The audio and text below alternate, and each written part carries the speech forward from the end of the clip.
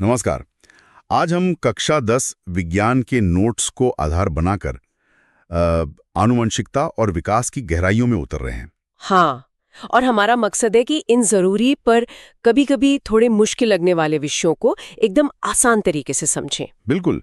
तो देखिए, आनुवंशिकता और विकास ये जीव विज्ञान के आप कह सकते हैं दो सबसे बड़े स्तंभ हैं। सही कहा। ये समझना कि गुण कैसे एक पीढ़ी से दूसरी पीढ़ी में जाते हैं और कैसे समय के साथ जीवों में बदलाव आता है, ये जानना बहुत जरूरी है।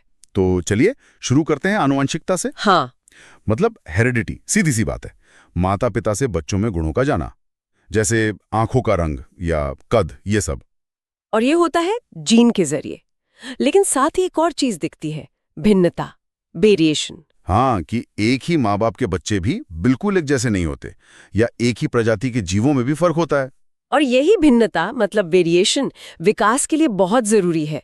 आप सोचिए, अगर सब जीव एकदम एक जैसे होंगे तो बदलते माहौल में कुछ नया कैसे आएगा, अनुकूलन कैसे होगा? बिल्कुल, बिना भिन्नता के प्राकृतिक चयन मतलब नेचुरल सिलेक्शन काम ही नहीं कर सकता। ये तो कच्चा माल है विकास का। अच्छा, और इस आनुवंशिकता की गुत्थी सुलझाने का श्रेय जाता है ग्रेगर मेंडल को, हाँ, है ना? हाँ, जिन्हें हम आनुवंशिकी का जनक भी कहते हैं। हाँ, मेंडल। उन्होंने मटर के पौधों पर जो काम किया वो कमाल का था। उन्होंने मटर ही क्यों चुने, ये भी एक सवाल है। हाँ, देखिए, मटर के पौधे चुनना बहुत सोच समझा फैसला था। एक तो उनका जीवन चक्र छोटा होता है। जल्दी नतीजे मिलते हैं। हाँ, और उनमें कई गुण ऐसे थे जो बिल्कुल साफ साफ दिखते थे, जैसे या तो पौधा लंबा होगा या बौना, बीच का कुछ नहीं। रंग, बीज का आकार, कई सारे। और उन्हें उगाना भी आसान था। बिल्कुल। तो इन प्रयोगों से मेंडल ने कुछ नियम दिए, जैसे एक है प्रभाविता का नियम, लॉ ऑफ डोमिनेंस। मतलब एक गुण दूसरे पर हावी हो जाता है, हाँ, जैसे लंबापन बौनेपन पर। सही। फिर है पृथक्करण का नियम, लॉ ऑफ सेग्रीगेशन। ये बताता है कि गुण के जो कारक है जिन्हें आज हम जीन कहते हैं, वो युग्मक या गैमीट बनते समय अलग-अलग हो जाते हैं। और फिर स्वतंत्र अपव्यूहन का नियम भी था, लॉ ऑफ इंडिपेंडेंट असॉर्टमेंट। हाँ, कि अलग-अलग गुण एक दूसरे से स्वतंत्र होकर अगली पीढ़ी में जाते हैं। मतलब पौधे का लंबा होना उसके बीज के रंग पर निर्भर नहीं करता। ये नियम बड़े क्रांतिकारी थे उस समय के हिसाब से। बहुत ज्यादा। उन्होंने पहली बार बताया कि गुण मिक्स नहीं होते, बल्कि अलग-अलग इकाइयों की तरह काम करते हैं। तो ये इकाइयां यानी जीन, ये कहाँ होती हैं?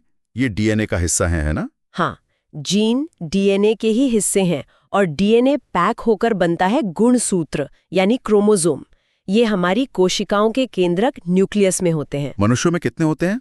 23 जोड़े। बिल्कुल, 23 जोड़े यानी कुल 46 गुणसूत्र। और इनमें से एक जोड़ा लिंग तय करता है, सेक्स क्रोमोसोम्स। हाँ, महिलाओं में XX और पुरुषों में XY। और ये दिलचस्प है कि बच्चे का लिंग पिता से आने वाले शुक्राणु पर निर्भर करता है। हाँ, क्योंकि अंडाणु में तो हमेशा X गुणसूत्र ही होगा। अगर पिता से X वाला शुक्राणु मिला तो XX यानी लड़की, और अगर Y वाला मिला तो XY यानी लड़का। बिल्कुल। तो लिंग निर्धारण में पुरुष का Y गुणसूत्र निर्णायक है। तो ये हुई आनुवंशिकता की बात, जीन, गुणसूत्र, लक्षणों का पीढ़ी दर पीढ़ी जाना। अब आते हैं विकास पर, इवोल्यूशन। हाँ, विकास मतलब जीवों में पीढ़ियों के दौरान होने वाला धीरे धीरे बदलाव, जिससे नई प्रजातियां भी बन सकती हैं। और इसमें सबसे बड़ा नाम आता है चार्ल्स डार्विन का। चार्ल्स डार्विन और उनका सिद्धांत प्राकृतिक चयन, नेचुरल सिलेक्शन। क्या है ये प्राकृतिक चयन, सरल शब्दों में? देखिए, सीधी सी बात है। हाँ, किसी भी आबादी में जीवों के बीच भिन्नता होती है, वेरिएशन। हाँ, हमने पहले बात की थी। तो कुछ जीवों में ऐसे गुण होते हैं जो उन्हें अपने माहौल में जिंदा रहने और बच्चे पैदा करने में दूसरों से ज्यादा मदद करते हैं। अच्छा, मतलब वो माहौल के हिसाब से ज्यादा फिट होते हैं। बिल्कुल। फिट का मतलब यहाँ ताकतवर होना नहीं, बल्कि माहौल के अनुकूल होना है। तो ये ज्यादा अनुकूल जीव ज्यादा जीते हैं, ज्यादा बच्चे पैदा करते हैं। और उनके वो फायदेमंद गुण अगली पीढ़ियों में ज्यादा फैल जाते हैं। सही।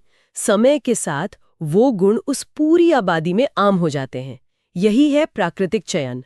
इसे ही सर्वाइवल ऑफ द फिटेस्ट भी कहते हैं। ठीक है, लेकिन हमें कैसे पता चलता है कि विकास हुआ है? इसके सबूत क्या हैं? हाँ, सबूत कई तरह के हैं।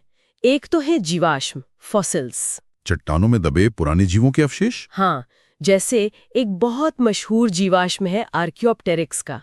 उसमें पक्षियों जैसे पंख भी थे और रेंगने वाले जीवों जैसे दांत और पूंछ भी। तो वो एक तरह की कड़ी हो गया। बिल्कुल, ये दिखाता है कि पक्षी शायद सरीसृपों से ही विकसित हुए। और क्या सबूत हैं? जीवों की शारीरिक बनावट भी बहुत कुछ बताती है, जैसे समरूप अंग, होमोलोगस ऑर्गन्स। जिनकी अंदरूनी बनावट एक जैसी होती है पर काम अलग अलग। हाँ, जैसे इंसान का हाथ, चमगादड़ का पंख, व्हेल का फ्लिपर।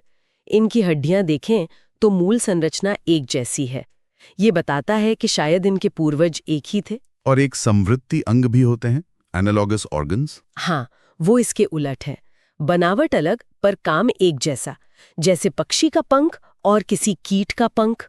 दोनों उड़ने के काम आते हैं, पर उनकी बनावट बिल्कुल अलग है।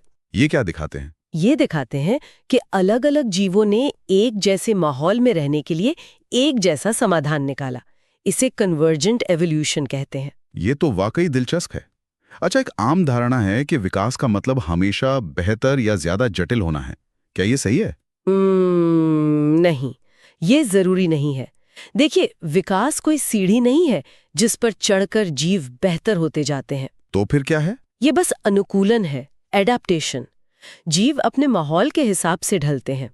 बैक्टीरिया हमसे बहुत सरल है ना? हाँ, बिल्कुल। लेकिन वो ऐसी मुश्किल जगहों पर भी जिंदा रह सकते हैं जहां इंसान का टिकना नामुमकिन है। तो कौन ज्यादा विकसित हुआ? ये तो सोचने वाली बात है। हाँ, विकास की कोई तय दिशा या मंजिल नहीं होती। ये बस एक प्रक्रिया है, बदलते माहौल के साथ कदम मिलाने की। तो अगर हम आज की बात को समेटें, हमने देखा कि आनुवंशिकता के जरिए गुण पीढ़ी दर पीढ़ी आगे बढ़ते हैं, साथ ही भिन्नता भी आती है। हाँ, और इसी भिन्नता पर प्राकृतिक चयन काम करता है। जो जीव माहौल के ज्यादा अनुकूल होते हैं, वो ज्यादा सफल होते हैं और धीरे धीरे प्रजातियां बदलती हैं, विकसित होती हैं। मतलब आनुवंशिकता और विकास, ये दोनों मिलकर ही जीवन के इस अद्भुत विविधता और निरंतरता को समझाते हैं। बिल्कुल सही। ये जीव विज्ञान की बुनियाद है। तो आज की इस चर्चा के बाद श्रोताओं के लिए एक सवाल छोड़ जाते हैं। क्या हम इंसान विकास के शिखर पर पहुंच चुके हैं, या हम भी प्रकृति की इस निरंतर चलती अनुकूलन की प्रक्रिया का बस एक हिस्सा हैं? सोचने के लिए यकीनन बहुत कुछ है।